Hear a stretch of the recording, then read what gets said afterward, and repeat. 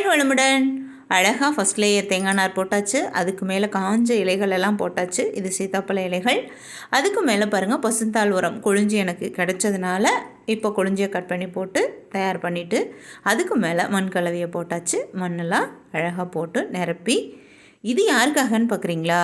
ஆமாங்க, இது வரைக்கும் நான் பேர்லையும் பிக்சர்லேயும் மட்டுமே பார்த்த இந்த கேசவர்த்தினி செடி.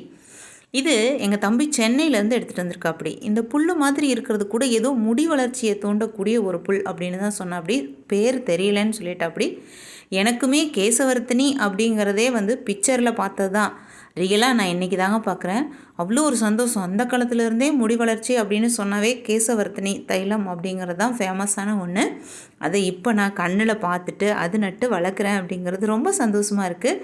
அதை அழகாக ப்ளேஸ் பண்ணி மண்ணெல்லாம் போட்டு அதுக்கு உயிர் உரம் கொடுத்தாச்சு. இங்கே பாருங்கள், அடுத்த நாள் எவ்வளோ அழகாக ஃப்ரெஷ்ஷாக இருக்காங்கன்னு.